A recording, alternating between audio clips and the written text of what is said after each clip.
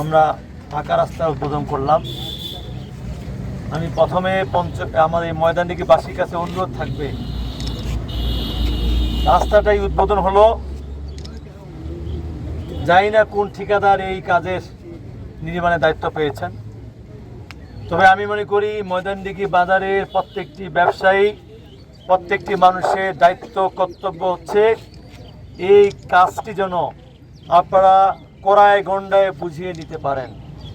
অর্থাৎ 1 নম্বর ইটের জায়গায় যেন 1 নম্বর ইট দেয়, সেখানে এবার 2 নম্বর 3 নম্বর ইট না দেয়। সেই ক্ষেত্রে পরীক্ষা করে দেখবেন, এইটুকু মনে রাখবেন, এই যে রাস্তাটা আমার বাপের টাকাও নয়, এখানে ইঞ্জিনিয়ার সাহেবের বাপের টাকাও নয়, আপনাদের টাকার এই রাস্তা নির্মাণ হবে। কাজে প্রত্যেকের দায়িত্ব আছে, শুধু ইঞ্জিনিয়ার দেখবে না, আমার দলের নেতাকর্মী নয়, প্রত্যেকটা ব্যবসায়ী, প্রত্যেকটা মানুষের দায়িত্ব কর্তব্য হচ্ছে এই রাস্তাটা যেন সুষ্ঠুভাবে এবং আমরা যেভাবে টেন্ডার হয়েছে 1 নম্বর ইট দিয়ে, তাই না, সেই 1 নম্বর ইট দিয়ে যেন এখানে রাস্তাটি নির্মাণ হয়। বুঝতে পেরেছেন? প্রয়োজনে কোনো ধরনের ত্রুটি বিশেষ দেবেন, ইঞ্জিনিয়ার সাহেবকে বলবেন, ইউনো সাহেব আছেন, আমাকে জানাবেন। বিশেষ করে আমরা অনেক দিন ধরে চেষ্টা করছি আমাদের বৃহত্তর দিনাজপুর, ঠাকুরগাঁও, পঞ্চগড় এই 3টি জেলায় আমাদের একটি প্রায় 2000 কোটি টাকার যে একটি আমরা কর্ম পরিকল্পনা নিয়েছিলাম, বিশেষ করে রাস্তাঘাট অবকাঠামো নির্মাণের জন্য। গত পরশুদিন একনেগে সেটা আমরা পাশ করেছি। আমার বিশ্বাস এর মধ্য দিয়ে আমাদের পঞ্চগড় জেলায় আমার মনে হয় কোনো রাস্তাঘাট আর কাঁচা থাকবে না। কাজেই আমি মনে করি এই বিষয়গুলো আপনারা খেয়াল করবেন।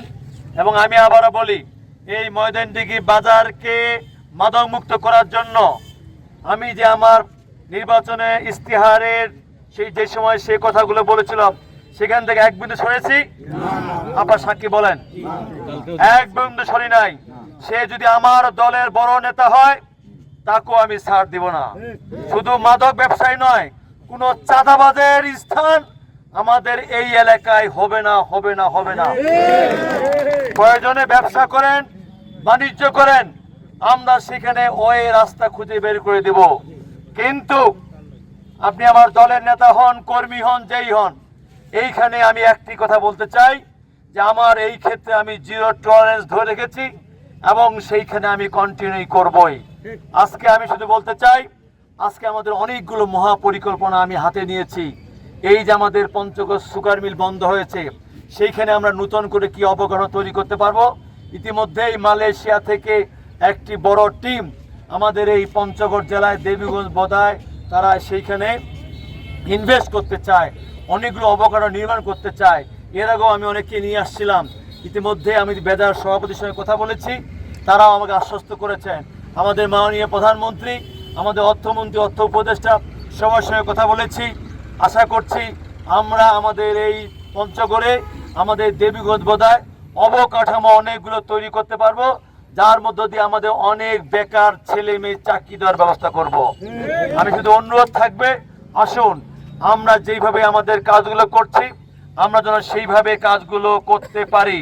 এবং আমার দলীয় নেতৃত্বদের কাছে আমার একটাই অনুরোধ এবং আহ্বান, আমি আবারও বলছি, দলের ইমেজ ক্ষুণ্ণ হয়, দল বিতর্কিত হয়, আমার ইমেজ ক্ষুণ্ণ, আমি বিতর্কিত হই, এমন কোনো কর্মকাণ্ডে সম্পৃক্ত হবেন না। সেই ক্ষেত্রে কিন্তু আমি 1% ছাড় দিব না। আমার পরিষ্কার কথা, আমরা জনগণের 12ই ফেব্রুয়ারি জনগণের ম্যান্ডেট নিয়ে ক্ষমতা আসছি। সেই সময় শুধু বিএনপি নয়, আমাদের সনাতন ভাইরা আরো সর্বস্ত অনেক জনগণ আমাদেরকে ভোট দিয়ে নির্বাচন করেছে, নির্বাচিত করেছে। কাজেই এইটা মাথায় রেখে আমরা চলাচল করি, আমরা আগামী দিনে কাজ করব।